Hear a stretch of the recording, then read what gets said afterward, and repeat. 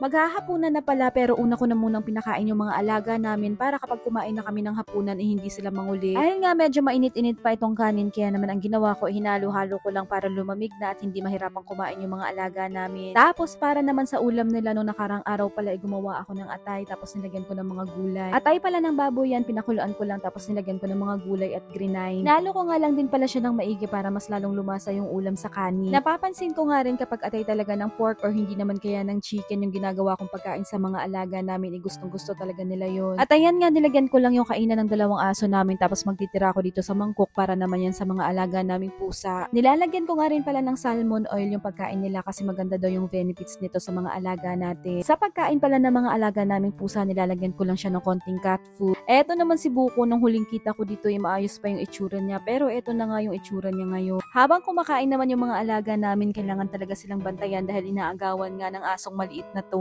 Marami na akong binigay na pagkain dito at alam kong busog na to pero gustong-gusto na talagang makigulo.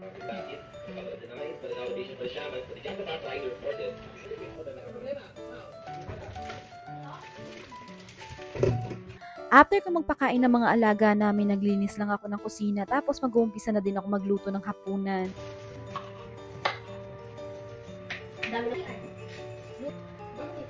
Maganda yun. Pag-spray pa.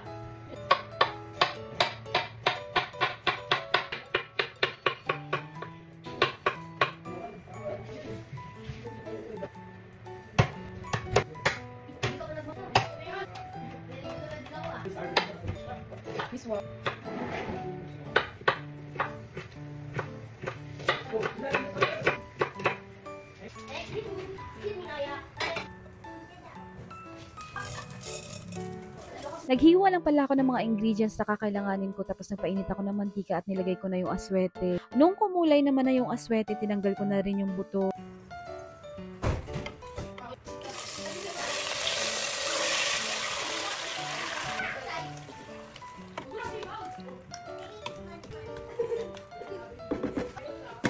Madalas na nga rin palang umuulan at masarap magkape at syempre the best ka-partner ng kape ang tinapay kaya naman naisipan kong gumawa ng banana bread. Pero bago nga ako gumawa ng banana bread, inasikaso ko na muna itong ulam namin sa hapunan. Nilagyan ko nga lang din pala yan ng konting patis pang tanggal lang sa tapos ilalagay ko na yung bawang, sibuyas at luya.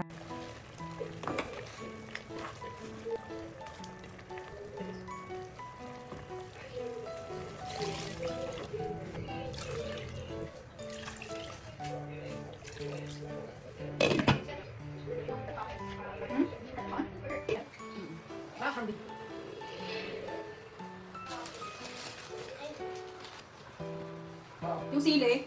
Ako ka? Oo.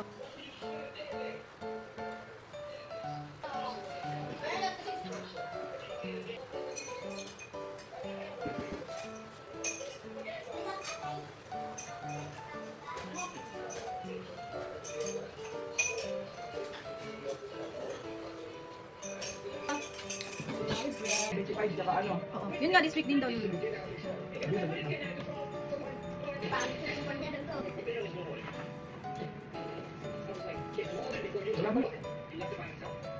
Masarap talaga yung ganitong ulam lalo na nga sa tag-ulan at malamig ang panahon.